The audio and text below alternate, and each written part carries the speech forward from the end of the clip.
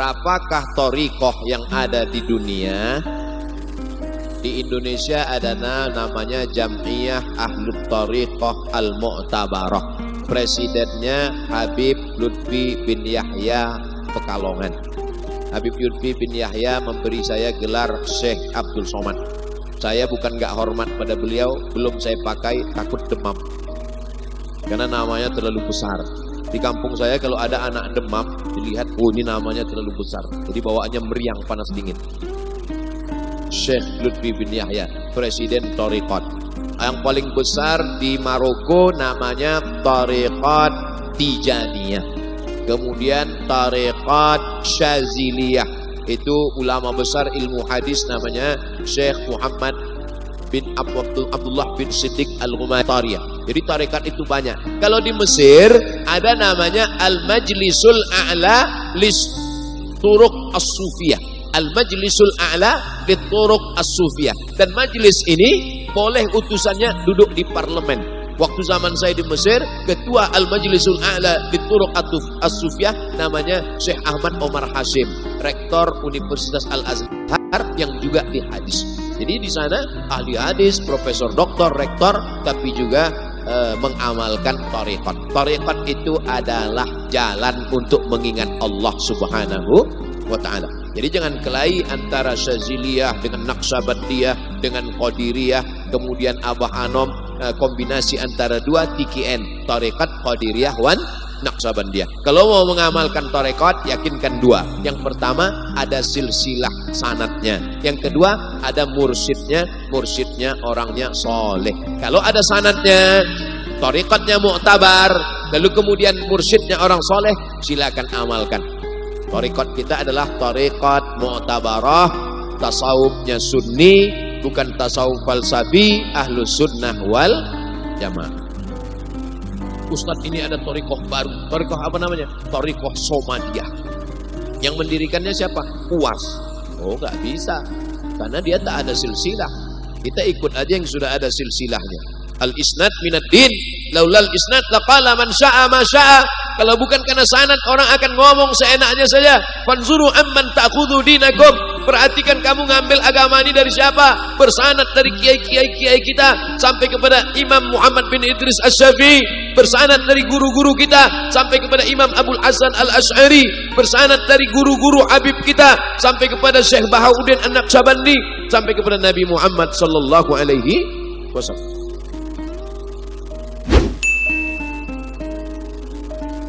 Bagaimana cara membedakan petunjuk yang datang ke dalam hati, apakah itu dari Allah atau dari setan? Sementara petunjuknya sama-sama baik. Wah, berarti itu setan syariah. Lil insani lammatani. Manusia itu punya dua lammah. Lammatul malaikah, bisikan dari malaikat namanya ilham. Sedangkan bisikan dari setan namanya waswasah. Oleh sebab itu sebelum tidur kita berwudu dulu, sholat sunat witir dulu, bismika Allahumma ahya wa amut. Jangan baca sekarang, nanti ketiduran. Sebelum makan minta lindung kepada Allah. Anak-anak kecil didoakan seperti doa Nabi untuk Sayyidina Al-Hasan dan Sayyidina Al-Husain. U'idhukuma bikalimatillahi tammati min kulli syaitani wa hammati wa min kulli ainin lammah. Maka insya Allah kita terjaga, terselamat dari itu. Tapi kalau ada bisikannya sama-sama baik, disebutkan dalam kitab Al-Lumah, ditulis oleh Imam Saraj At-Tusi, ahli tasawuf. Kalau engkau masuk ke dalam hutan, ketika sampai ke dalam hutan, tiba-tiba burung-burung yang ada hinggap di pohon kayu mengucapkan salam kepada engkau. Saya masuk ke dalam hutan, tiba-tiba burung itu mengucapkan salam. Assalamu alayka ya Abdus Somad. Waalaikumsalam. Masuk ke dalam hutan, burung-burung mengucapkan salam kepada engkau. Bagaimana cara membedakan bahwa itu karamah atau istidraj? Caranya dua. Kalau mendengar ucapan burung itu ada rasa takut kepada Allah, maka itu berarti karamah datang dari malaikat. Tapi kalau begitu masuk ke dalam hutan, burung-burung mengucapkan salam, datang rasa bangga, keluar dari hutan lalu bicara, akulah wali Allah. Semua burung sudah bersatu mengucapkan salam kepadaku. Sesungguhnya kau wali setan. Kenapa? karena tidak mendatangkan rasa takut kepada Allah. Makanya saya pernah nanya, ini jadi ustadz viral ini, jangan-jangan ini dari setan. Kalau ada rasa sombongmu dalam hati Abdul Somad, berarti kau setan. Tapi kalau dalam hatimu ada rasa takut kepada Allah, makanya saya tidak pernah datang ke Miftahul Huda 2 ini datang untuk berceramah, tidak, na'udzubillah. Aku datang ingin bersilaturahim kepada mujahid-mujahid fisabilillah. Allahu Akbar. Aku datang kemari mau belajar kepada mereka bagaimana ikhlas kepada Allah. Maka niatnya mesti diluruskan. Maka kalau sampai dalam hatimu ada rasa bangga, ada rasa ujub, ada rasa sum'ah, ijabul mar'i binafsihi unwanu ba'fi aqli. Ustaz, kan sekarang lagi gencar-gencarnya NKRI harga mati. Sedangkan yang dibawa mati secara hakikat adalah Islam. Manakah yang lebih tepat antara NKRI harga mati dan Islam harga mati? Kalau kita mati nanti, yang dibisikkan ke telinga sebelah kanan, La ilaha. Ada pernah melihat waktu dibisikkan NKRI? Ada. Tapi hubbul watan minal iman. Kita tetap sayang jaga NKRI supaya kita bisa beribadah dengan tenang, supaya kita bisa melaksanakan rukun iman, rukun Islam dengan tentram, supaya tidak bisa berkelahi, berhancur lebur perang. Maka kita tetap jaga keamanan, kedamaian, tapi kita tetap wala tamutunna illa wa antum. Jelas? Itu ada santri yang bawa sorban naik ke atas, ikan-ikan besar ada dia. Nanti naik ke atas.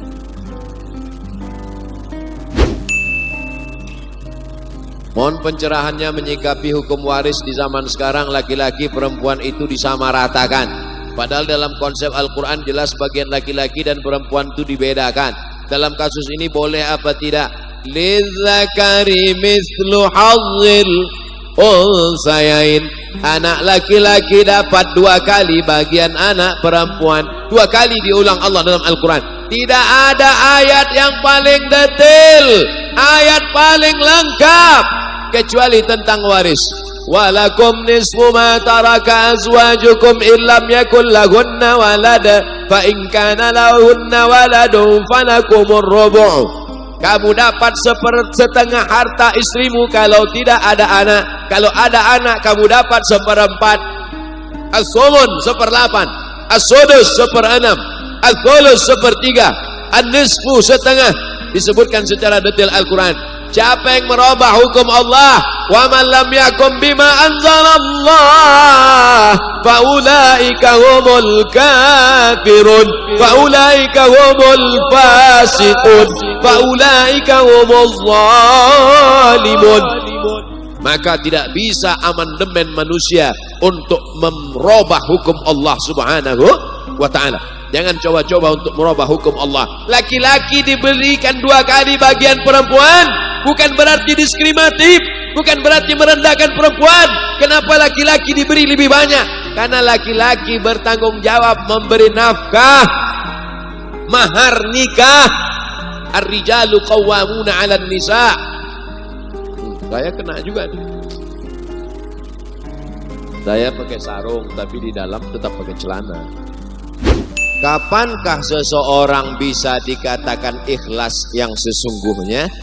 Apakah malaikat tahu ada yang ikhlas di antara kita? Ustaz Muhammad tanya sekali lagi. Adakah malaikat tahu keikhlasan hati kita? Tidak. Iza hamma abdi bihasanatin. Kalau hambaku itu ingin melakukan perbuatan baik, catat 1. Tapi kalau dia jadi melakukannya, catat 2. Kalau malaikat tidak tahu niat kita, dari mana malaikat tahu orang ini mau berbuat baik? Maka disebutkan dalam kitab Ar-Risalah Al-Qushairiyah karya Imam Abul Qasim Al-Qushairi, ketika seorang hamba mau berniat baik, berbuat baik, maka dia mencium aroma yang harum semerbak. Dia catat satu. Malaikat tidak tahu apa yang ada dalam hati kita. Maka yang tahu keikhlasan itu hanya kita dan Allah Subhanahu wa ta'ala. Jangan-jangan Abdul Somad ini ceramah karena mau subscriber, karena mau viral, malah mau viewer karena mau viral. Maka doakan supaya Abdul Somad ikhlas, istiqomah dan mati husnul khatimah. Selalu minta doa kepada Allah, jadikan aku ikhlas ya Allah, jaga hatiku supaya jangan sampai kena ria, kena sum'ah ya Allah. Jangan sampai kita lalai lupa, karena kalau kita lalai lupa disitulah setan datang masuk menghancurkan kita. Ustadz mohon jelaskan menyikapi mengaplikasikan rahmatan lil alamin di era milenial ini Pak Ustadz, digital seperti ini Pak Ustadz. Wa ma arsalnaka illa rahmatan lil alamin. Allah berikan semesta alam. Buktinya dengan adanya santriwan santriwati, pohon bambu dapat rahmat, kambing-kambing dapat rahmat, binatang-binatang dapat rahmat, semut-semut dalam lubang tanah dapat rahmat, hutan dapat rahmat. Maka di era milenial ini anak-anak muda buat vlog-vlognya juga rahmat. Ambil handphone, letakkan di pohon bambu, langsung buat video pendek. Hai guys, dimanapun berada, sebagai seorang mukmin, jangan kau tebang hutan, selamatkan hutan. One man, one tree, sunnah Nabi SAW. Jangan lupa subscribe, like, and share. Gak sulit buat video pendek, simple, sederhana. Jadi kalau mau buat vlog, vlognya rahmatan lil alamin. Kalau mau buat channel, channelnya rahmatan lil alamin. Kalau mau buat video, videonya mendidik. Kalau mau buat film pendek, film pendeknya menjadi film yang tontonan, menjadi tuntunan. Insya Allah santriwan santriwati akan melahirkan produk-produk yang bermanfaat, entrepreneur-entrepreneur yang menyelamatkan umat dan bangsa insya Allah. Amin. Maaf, aku mau bertanya, kedua orang yang bisa bermimpi dengan kanjeng Nabi katanya orang soleh. Apakah kita sebagai orang penuh dengan dosa mungkin gak bisa bermimpi dengan baginda Rasul Sallallahu Alaihi Wasallam Pak Ustadz? Man ra'ani fil manami faqad ra'ani. Siapa yang melihat aku dalam mimpinya maka sesungguhnya dia melihat aku. Di anna syaitana la yatamatsalu bi. Karena setan tidak bisa menyerupai aku. Saya bertemu dengan seorang bukan ulama, bukan ustadz, manusia biasa. Dia pegawai di salah satu kantor bupati. Dia bermimpi melihat Nabi SAW. Ketika saya dalam mimpi itu sholat Pak Ustadz, saya lihat Nabi Muhammad jadi imam. Selesai sholat Nabi menghadapkan wajahnya. Disitulah saya melihat dan dia mengaku akulah Nabi Muhammad. Saya tanya, apa amalan Bapak?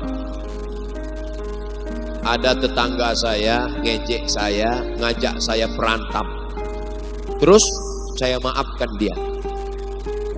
Saya pengurus masjid Pak Ustadz. Tiba-tiba tetangga saya ngajak saya kelahi gara-gara masalah di dalam masjid. Yang benar saya. Siapapun ditanya yang benar saya. Dia nantang saya ngajak berantem. Saya nggak mau. Malamnya saya mimpi Nabi. Ternyata kita bisa bertemu dengan Nabi kalau kita mau memaafkan orang lain. Saya tanya si bapak nggak mau berantem itu bapak takut dengan dia? Enggak Pak Ustadz, saya ini jago karate, sabuk hitam dan satu. Kalau mau saya tinju dia mati. Dia jago karate, sapu hitam, masih muda, sehat walafiat, punya jabatan di kantor bupati, tidak mau berkelahi, bertemu dengan Nabi Muhammad SAW. Jadi karena ketulusan hati, kebaikan. Andai saya ada yang seperti posisi dia, sapu hitam, jago karate, patah-patah saya buat. Oleh sebab itu maka maaf juga luar biasa. Ini salah satu contoh manusia biasa yang bukan ulama bisa bertemu dengan Nabi Muhammad Sallallahu Alaihi Wasallam. Bolehkah ketika hukum negara atau hukum sudah tidak ditegakkan kita tegakkan secara pribadi? Kalau boleh gimana caranya? Kalau tidak boleh bagaimana solusinya? Nabi Sallallahu Alaihi Wasallam di kota Makkah Al-Mukarramah dalam keadaan lemah teraniaya, maka solehnya untuk diri dan keluarga. Jadi kalau kita merasa dalam keadaan teraniaya tidak bisa menegakkan hukum Allah, maka dakwahnya hanya untuk pribadi dan keluarga periode Makkah Al-Mukarramah. Tapi ketika sudah di kota Madinah Al-Munawwarah, dia punya kekuatan, maka dia wajib menegakkan hukum Allah Subhanahu wa ta'ala. Maka dalam bingkai negara kesatuan Republik Indonesia, kita bisa memasukkan hukum-hukum syariat Islam ke dalam konstitusi melalui peraturan daerah. Kalau DPR nggak setuju, melalui Pergub, peraturan bupati, Pergub, peraturan gubernur, Perwako, peraturan wali kota. Maka insya Allah dalam demokrasi suara terbanyak itulah yang menang. Kalau yang banyak orang baik, yang banyak orang soleh, yang banyak orang puasa sunat, yang banyak santri, maka kebenaran pasti akan menang.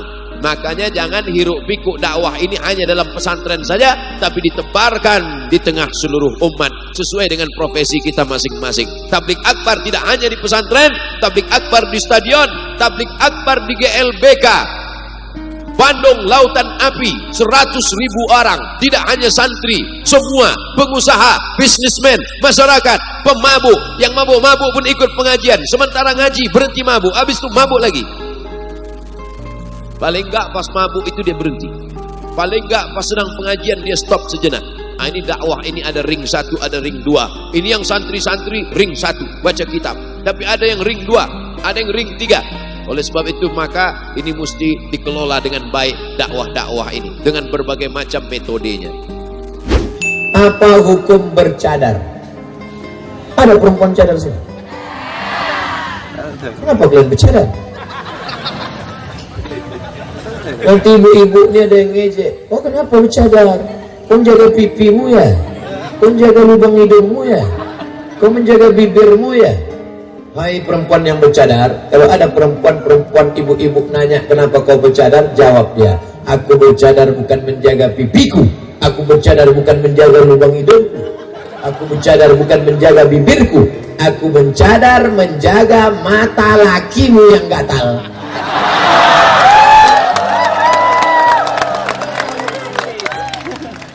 Jangan ejek cadar, karena cadar adalah ajaran Islam. Mengejek cadar berarti mengejek Nabi Muhammad SAW.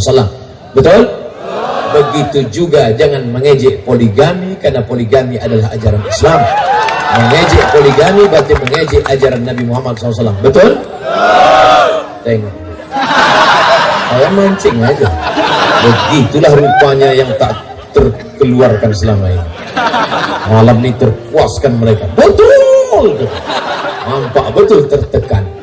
Keluar nanti Komisi Perlindungan Laki-laki. Ada ulama yang mewajibkan cadar. Syekh Ibnu Utsaimin, ulama Saudi Arabia, Syekh Ibnu Bas mengatakan cadar wajib. Tapi guru-guru kami di Al-Azhar tidak mewajibkan cadar. Oleh sebab itu yang mau bercadar silakan, yang tak bercadar tak apa-apa. Antara yang bercadar dengan yang tak bercadar jangan berkelahi. Kalau antara kalian yang bercadar dengan yang tak bercadar kelahi, yang ketawa yang tak berbaju. Mari kita jaga bersama. Ustaz, saya mau pakai cadar, tapi kata mak saya kau jangan bercadar, nanti kau tak laku. Mana imanmu, Bu? Mana tawakalmu, Bu? Anakmu bercadar, alhamdulillah. Orang pusing menengok anaknya pakai rok pendek setengah tiang, lutut hitam berkulis. Lagi yang anaknya sudah bercadar, alhamdulillah. Hanya saja kalau dia pulang bawa kawan, periksa juga. Mana tahu berkumis.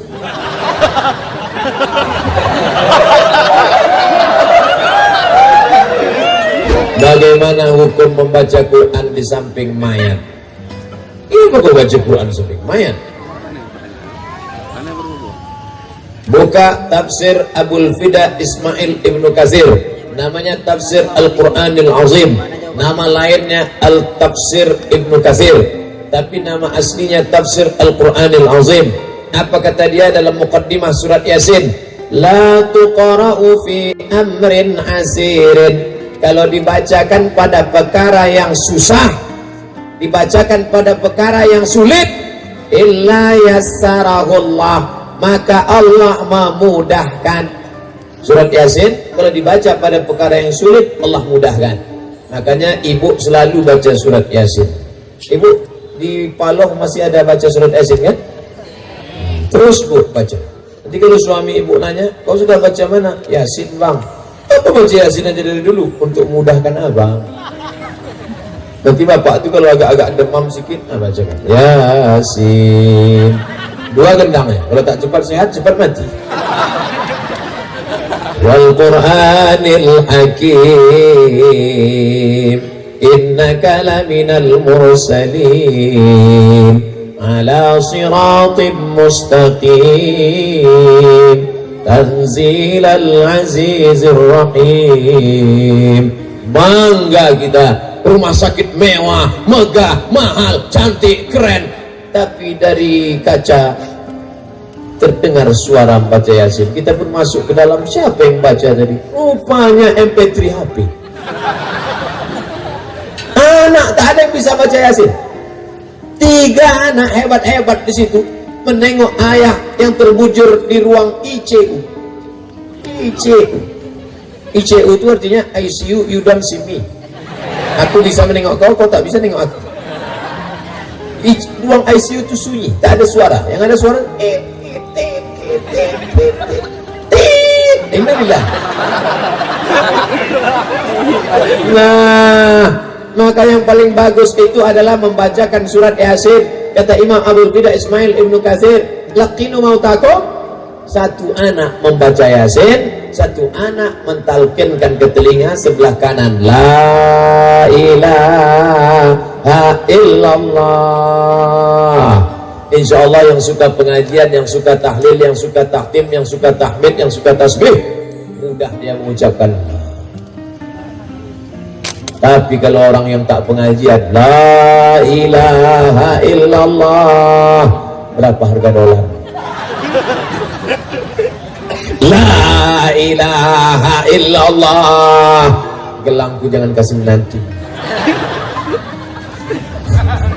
Oleh sebab itu jangan tinggalkan dunia ini semua, maka bacakan Al-Quran supaya tenang, yang meninggal tenang dan keluarga yang datang pun tenang. Daripada diam, kawan-kawan kita di agama yang lain meninggal main gaple, kelepak. Kita tidak, bukan begitu adabnya.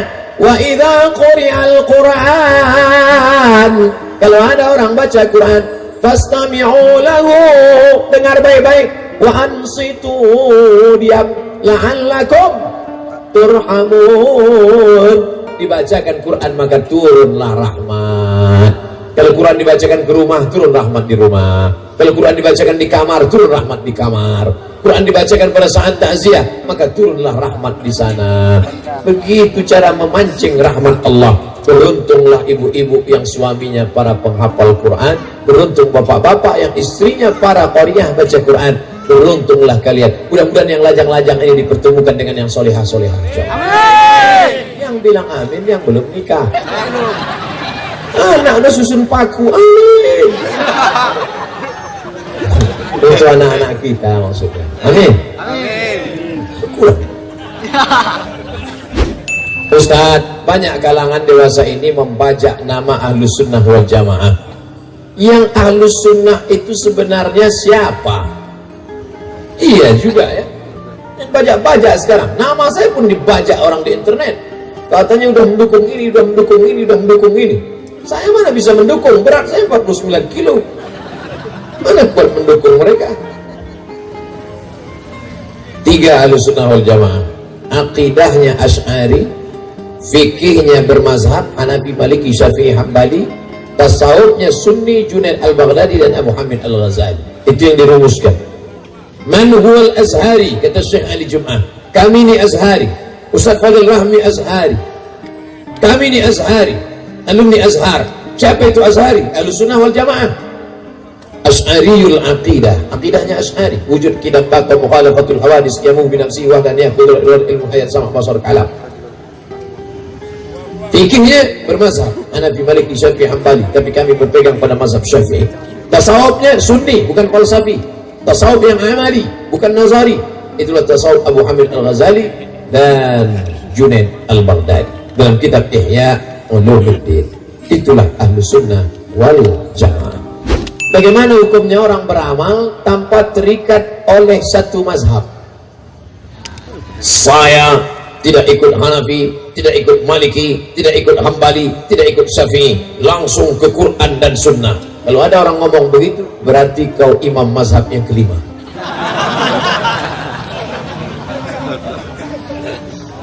Al-Imam Ibnu Hajar Al-Asqalani, gelarnya bukan LCMA, Al-Hafiz. Al-Hafiz hafal 300.000 hadis dalam kepala. Baca Sahih Bukhari tak paham, dia mensyarahnya. Syarahnya Fathul Bari, syarah Sahih Al-Bukhari. Tapi tengok ujung namanya, Al-Hafiz Ibnu Hajar Al-Asqalani Asy-Syafi'i, masih bermazhab Syafi'i. Tafsir Jalalain ditulis oleh Jalaluddin Abdurrahman As-Suyuti. Tadribur Rawi oleh Jalaluddin Abdurrahman As-Suyuti. Al-Jami' Al-Kabir ditulis oleh Imam Jalaluddin As-Suyuti. Tapi nama dia Al-Hafiz Jalaluddin Abdurrahman As-Suyuti Asy-Syafi'i, imam-imam besar masih bermazhab. Lalu kau siapa? Orang yang tak bermazhab ini dua kemungkinan. Pertama, imam mazhab. Yang kedua, orang gila. Ustaz Somad, saya masih mengikut mazhab Syafi'i. Begitu guru-guru kami mengajar. Bagaimana hukum KB, Pak Ustaz? KB terbagi dua. Yang pertama namanya Tanzimun Nasal. Yang kedua namanya Tahdidun Nasal. Nasal artinya keturunan. Yang pertama tanzim, boleh. KB mengatur kelahiran 2 tahun sekali. 2 tahun sekali? 2 tahun sekali? Boleh. 3 tahun sekali? Boleh. 4 tahun sekali? Boleh. Ini namanya tanzimun nasal. Dalilnya mana? Nabi membolehkan azal. Sahabat yang melakukan azal dibolehkan Nabi. Maka KB yang 3 tahun sekali, 4 tahun sekali, boleh. Maksudnya 3 tahun sekali anak lahir, bukan 3 tahun sekali ibu bini, bukan. Yang tidak boleh itu takdid. Takdid putus. Kalau sudah ikut program ini tak bisa lagi punya anak. Laki-laki namanya vasektomi, perempuan namanya steril. Ibu kalau sudah steril tak bisa hamil lagi. Ibu sudah steril. Kenapa steril? Anak sudah ada. Saya steril aja lah. Begitu steril tak bisa punya anak. Anak yang ada ditabrak mobil, mati. Senyum suami. Nah, ada banyak yang senyum kan? Kalau sebab itu jangan steril. Kecuali dokter sudah memvonis ibu mesti steril. Kalau tak steril nanti melahirkan resikonya mati.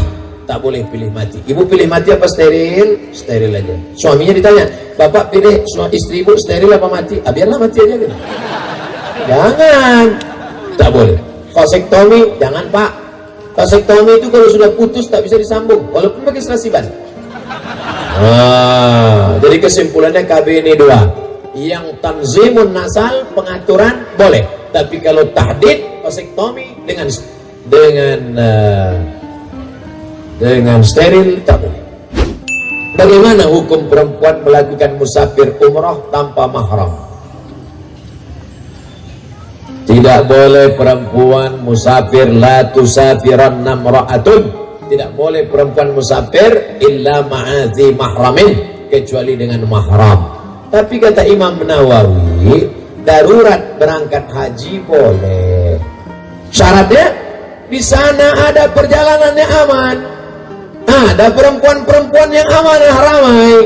Begitu juga dengan umrah zaman sekarang. Ada ketua kloter, ada pembimbing ibadah, banyak ibu-ibu ramai, maka tetap dibolehkan. Ibu yang sudah menyetor silakan, tapi betul-betul amanah. Banyak juga sekarang perempuan pergi sendiri, suaminya dilarang, rupanya mau pergi sama mantan. Jangan kalian macam-macam buat dosa di tanah suci. Memang betul mau pergi lillahi ta'ala, tidak ada mahram. Dan nanti waktu cap paspor itu yang ditanya pakai mahram itu yang muda-muda saja. Kan mahram? Mana mahram? Yang tua-tua tak ada mahram. Pasal nenek, lewat aja nenek. Ada yang mengganggu nih. Belisik dah. Ustaz, semoga Allah memberikan sehat selalu Ustaz. Amin. Di kertas terakhir ini yang doakan sehat. Bolehkah belajar ilmu tauhid, ilahiyat, rububiyat, asma wa sifat? Ini teori yang dipakai bukan oleh tradisi kita. Tradisi kita selalu memakai sifat 20. Saya dulu sekolah, Ustadz sekolah di mana? Di Al-Wasliyah. Al-Wasliyah tauhidnya pakai apa? Dasuki ala umil barahim. Waktu sanawiyah pakai apa? Al-Husunul Hamidiyah. Sifat yang dipakai apa? Wujud kidam baqa mukhalafatul hawadis qiyamuhu binafsi wa daniyah qurat ilmu hayat sama basar kalam. Maka ikuti itu. Sampai di Al-Azhar Mesir, di Mesir pun kami pakai itu juga. Di tingkat 3 Fakultas Usuluddin, wujud kidam baqa mukhalafatul hawadis qiyamuhu binafsihi. Dan di Aceh diberikan Allah nikmat besar, salah satu anak Aceh lulus dari Fakultas Usuluddin jurusan akidah dari Aceh, asli anak Aceh, Dr. Al-Azhar Akidah, namanya Dr. Amri. Cari Dr. Amri, beliau ada pengajian di Banda Aceh, undang juga ke Lok Semawi, mengkaji sifat 20, pertemuan setahun buat wujud kidam bako. Saya sendiri pun banyak bertanya tentang beliau, bagaimana kitab Al-Ibana, bagaimana kitab Al-Luma, bagaimana tentang masalah ini, bagaimana tentang masalah istiwa, bagaimana tentang masalah ta'wil, bagaimana tentang masalah tafwid. Maka bertanya kepada ulama kalau tidak mengerti. Saya referensikan untuk mengkaji sifat 20 bersama Ustadz Dr. Amri, asli dari bumi Nangru Aceh Darussalam, mendapat gelar doktor dari Al-Azhar. Undang. Tabligh akbar ini hanya sekedar pintu saja. Habis tabligh akbar mesti ada kelanjutan. Habis tabligh akbar, lanjutkan pengajian bersama para abu, para abi, para tengku di dayah. Jangan cukupkan hanya sekedar tabligh akbar. Insya Allah semua pertemuan kita ini menjadi berkah, insya Allah. Amin ya rabbal alamin. Bagaimana perempuan yang tak cocok lagi dengan suaminya, lalu kemudian dia menikah tanpa surat cerai? Perempuan yang menikah lagi dengan laki-laki satu lagi tanpa surat cerai dari yang pertama, maka tak ada satupun kua yang mau menikahkannya. Karena Pak Kua pasti akan menanya judul lagunya, kau masih gadis atau sudah janda? Kalau dia gadis ada surat keterangan orang tuanya, kalau dia janda ada sertifikat cerai dari pengadilan. Kalau dia nikah siri, maka orang yang menikahkan siri itu bisa dipidanakan. Negara Kesatuan Republik Indonesia. Dia sudah tak ada kecocokan karena sudah tak serumah 3 tahun, maka namanya khulu. Khulu pakai ain, khulu. Si perempuan ini menggugat ke pengadilan. Tapi katanya kalau perempuan menggugat begoncang tiang aras Pak Ustadz. Kalau laki-laki itu soleh, laki-laki itu soleh, baik, digugatnya. Gugat dia Pak Hakim. Kenapa kau gugat? Gak maco, kampungan. Nah, itu begoncang tiang aras.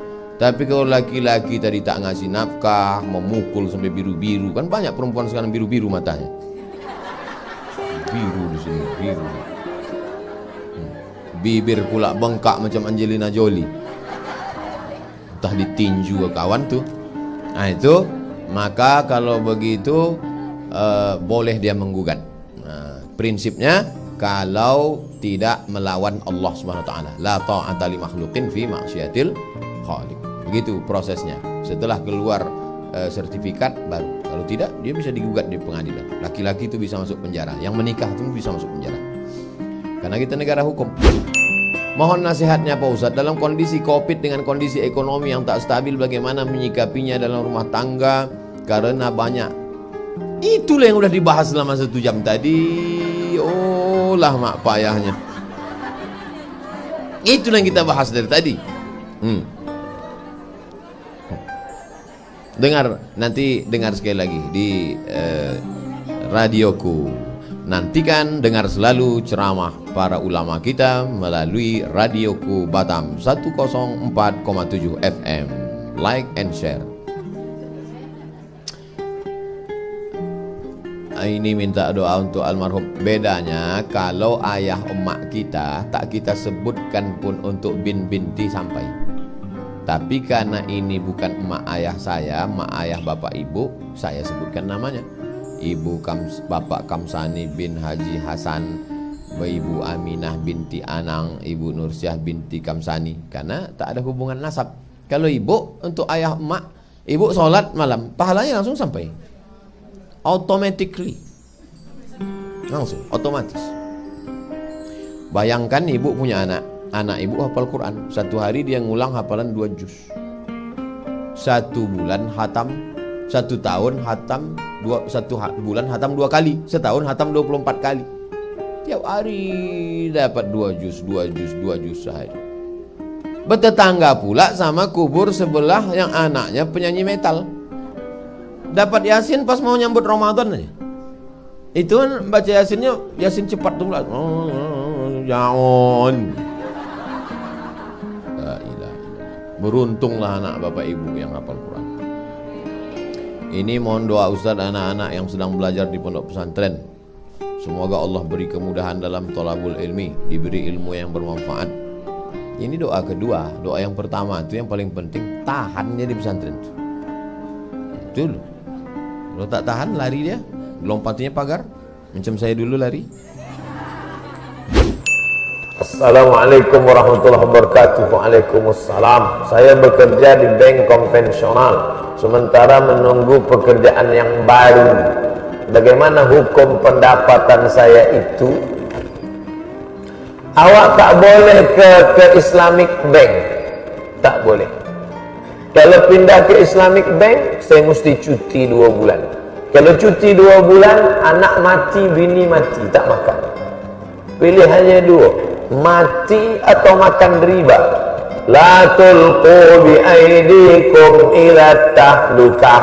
Jangan kau jerumuskan dirimu dalam kematian. Tak boleh pilih mati. Ustaz, pilihan saya 2, pindah ke Islamic Bank 2 bulan lagi, atau makan riba, atau mati. Awak pilih mana? Saya pilih mati aja lah. Tak boleh, haram. Masuk ke hutan, di hutan pilihannya cuma 2, mati atau makan khinzir. Tak boleh pilih mati, makan khinzir. Makan khinzir. Tapi selepas itu ada pisang datang, tinggalkan khinzir, makan pisang. Pisang ini Islamic Bank, khinzir ini konvensional, riba. Jangan sampai dah ada pisang, sedap khinzir ni Ustaz. Tak boleh. Sebab ini nama hukum kaedahnya akhaffud dararain. Memilih mudarat yang teringan di antara 2 mudarat. Sama-sama mudarat. Ini mudarat, ini pun mudarat. Tapi ini lebih ringan. Pilih yang lebih ringan. Mudah-mudahan Allah Ta'ala berikan jalan setiap masalah. Amin. Man lazimal istighfar, sesiapa yang memperbanyak istighfar, ja'alallahu lahu li kulli dhiqin makhraja. Kesempitan hidupnya diberikan Allah jalan keluar, solusi. Wa min kulli hammin faraja. Kesusahannya diberikan Allah kelapangan. Wa razaqahu min haitsu la yahtasib. Diberi Allah dia jalan pintu rezeki dari yang tidak disangka-sangka. Oleh sebab itu banyak-banyak istighfar. Astaghfirullahalazim, astaghfirullahalazim, astaghfirullahalazim. Yang lebih panjang, astaghfirullahalazim alladzi la ilaha illa huwal qayyum wa atubu ilaih. Yang lebih panjang, Allahumma anta rabbi la ilaha illa anta khalaqtani wa ana 'abduka wa ana 'ala 'ahdika wa 'adika mastata'tu. A'udzu bika min syarri ma sana'tu. Abu'u laka bi ni'matika 'alayya wa abu'u bi dhanbi faghfir li fa innahu la yaghfiru dzunuba illa anta. Apa itu rabithah wasilah? Rabithah wasilah ada dalam tarekat Naqsyabandiyah. Ketika akan memulai zikir, membayangkan guru, membayangkan tuk guru supaya lebih khusyuk berzikir. Bukan membayangkan guru itu sebagai Tuhan, syirik, na'udzubillah. La ilaha illallah. Murid-murid masa ada guru dia khusyuk, dia takut. Maka bila dibayangkannya gurunya, hati dia lebih khusyuk. Begitu kata orang yang meyakini rabithah wasilah. Boleh kita bertawassul dengan guru-guru yang sudah meninggal, yang bersanad ilmunya hingga Rasulullah sallallahu alaihi wasallam.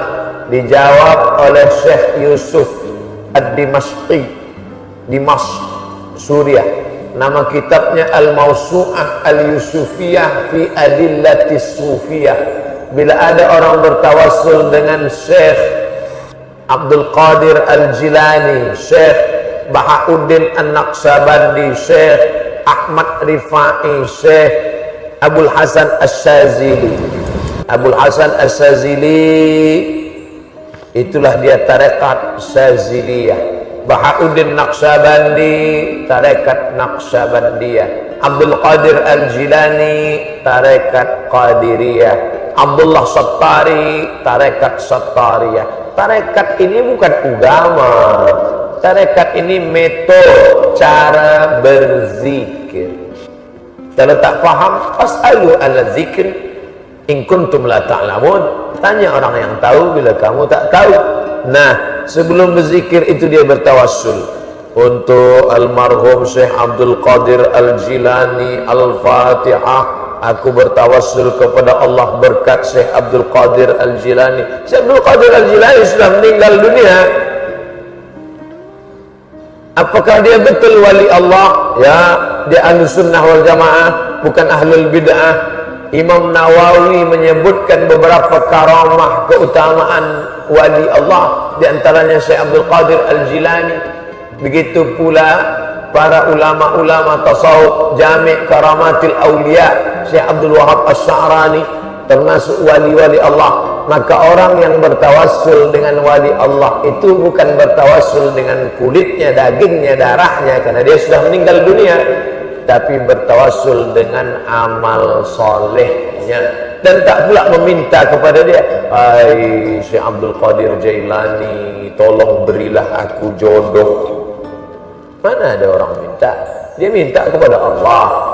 Allahumma inni atawassalu ilaika, aku memohon kepada engkau ya Allah berkat Tuan Syekh, kerana amalnya soleh, kerana dia wali Allah, kerana dia orang baik. Itu pun tak ada ulama mewajibkan. Siapa yang tidak bertawassul kepada wali, doanya tak sampai? Tak ada. Ini pun masalah khilafiyah. Bila ingin lengkapnya, bacalah kitab yang ditulis ahli hadis dari Maghribi bernama Syekh Abdullah bin Siddiq Al-Ghumari, bergenar Musnidul Alam, ahli sanad dunia. Ahli sanad dunia ini, di dunia ini sekarang cuma dua saja, satu dari Maghrib, satu dari Masyriq.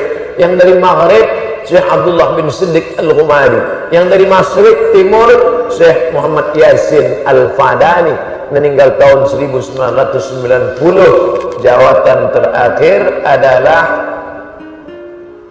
rektor Darul Ulum di Makkah Al-Mukarramah. Mereka membenarkan tawassul kepada ulama-ulama yang soleh. Saya berjumpa dengan murid Syekh Yasin Al-Fadani. Saya tanya, Syekh Yasin Al-Fadani itu ada tak tarekatnya? Ada. Apa tarekat dia? Naqsyabandiyah. Orang kalau mau minta zikir, dia kasih, ini aku ijazahkan zikir wirid tarekat Naqsyabandiyah, tapi yang bersanad. Bersanad itu apa maknanya? Dia dapat dari gurunya, dari gurunya, dari gurunya. Seperti di Aceh ada ulama besar namanya Syekh Profesor Dr. Muhibbuddin Wali, PhD dari Al-Azhar University. Orang pertama yang memperolehi PhD dari Asia Tenggara dalam bidang fiqh, Syekh Profesor Dr. Muhibbuddin Wali. Dia mendapat zikir daripada mursyid bernama Syekh ayahnya Muhammad Wali. Muhammad Wali mengambil zikir, talqin zikir daripada gurunya, itulah dia Syekh Abdul Ghani. Syekh Abdul Ghani mengambil wirid zikir dari gurunya Syekh Sulaiman Zuhdi di Jabal Abi Qubais di belakang Bukit Safa. Syekh Sulaiman Zuhdi mengambil dari guru-gurunya sampai sanadnya kepada Syekh Bahauddin Naqsyabandi. Syekh Bahauddin Naqsyabandi sampai sanadnya kepada Abu Bakar. Abu Bakar dari Nabi, Nabi dari Jibril, dari Allah Subhanahu wa taala. Nah, kalau dia bersanad boleh, tapi kalau tak bersanad, aku nak ajarkan zikir pada engkau. Dari mana? Terus saja dari Rasulullah sallallahu alaihi wasallam. Mana boleh? Dari mana engkau dapat? Sanadnya mana? Aku Google Nabi. Berguru lah. Allah syai'alahu fasyaitanu syaikhuhu. Siapa yang tak berguru, syaitan guru. Na'udzubillah. Apa hukum makna daripada hadis fitnah itu sedang tidur dan laknat Allah terhadap orang yang membangkitkannya? Fitnah bukan fitnah dalam bahasa Arab. Fitnah dalam bahasa Arab artinya azab. Fitnah dalam bahasa Arab artinya ujian. Kita gali tanah di Pulau Pinang dapat hitam. Kita tak tahu ini entah emas, entah perak, entah tembaga, entah besi, entah batu. Bagaimana cara supaya tahu ini emas bukan emas? Kita hidupkan api, kita bakar. Membakar itu bahasa Arabnya fitnah. Difitnah. Setelah dibakar, meleleh hitam, nampak kuning, emas, bawa ke rumah. Setelah dibakar, makin hitam, campakkan batu gilingan. Begitu juga dengan kita. Kita yang berkata, aku beriman. Ahasiban nasu ayyusraku ayyaqulu amanna. Apakah manusia itu dibiarkan begitu saja berkata kami beriman? Wa hum la yuftanun, sebelum mereka difitnah. Fitnah ini artinya diuji, dibakar dengan ujian. Diberikan kematian, sabar. Kehilangan, sabar. Kebakaran, sabar. Berarti dia beriman. Nah, itu fitnah menurut bahasa Arab. Fitnah menurut bahasa Melayu, tohmah, tuduhan tanpa bukti. Itu Ustaz Abdul Somad itu pelaku bid'ah itu. Dolalah, wa kullu dolalatin fitnah. Itu fitnah itu. Sebenarnya fitnah ini tidur. Tak lama fitnah ini tidur, dibangkitkan oleh ahlul fitnah. Fitnah, membangkitkan fitnah. Bila tazkirah membangkitkan semangat jihad, teruskan. Bila ada tazkirah membangkitkan semangat ukhuwah, teruskan. Bila ada tazkirah membuat kita takut pada Allah, teruskan. Tapi bila tazkirah itu hanya mengejek, hanya membodoh-bodoh, hanya untuk membangkitkan khilafiyah, maka beralihlah. Kerana tujuan kita mengetahui dalil. Laisal ilmu bikasratir riwayat. Ilmu itu bukan banyaknya meriwayatkan qala fulan, qala fulan, qala fulan. Tapi ilmu adalah menanamkan rasa takut kepada Allah. Mari kita beramal pada amal yang kita sepakati. Termasuklah memasukkan duit kepada uncang. Itu tak ada ikhtilaf. Itu sepakat ulama. Nah, ta'awan fi mattafaqna, mari kita tolong menolong pada perkara yang kita sepakati. Wa nata'adzar fi makhtalafna, mari kita berlapang dada menerima perbezaan masalah khilafiyah. Negeri kita sudah menyepakati berfiqh Syafi'i, maka amalkanlah fiqh mazhab Syafi'i untuk menyelamatkan daripada khilafiyah. Di Al-Azhar Kaherah bila kita kuliah belajar, nama Abdus Somad, mazhab Syafi'i. Hampir semua penuntut yang datang dari Malaysia, Brunei Darussalam, Fatani, Moro, Filipina, Indonesia, semua pakai mazhab Syafi'i. Kerana setelah pulang itu yang akan kita amalkan. Mudah-mudahan amal kita diterima Allah Subhanahu wa ta'ala.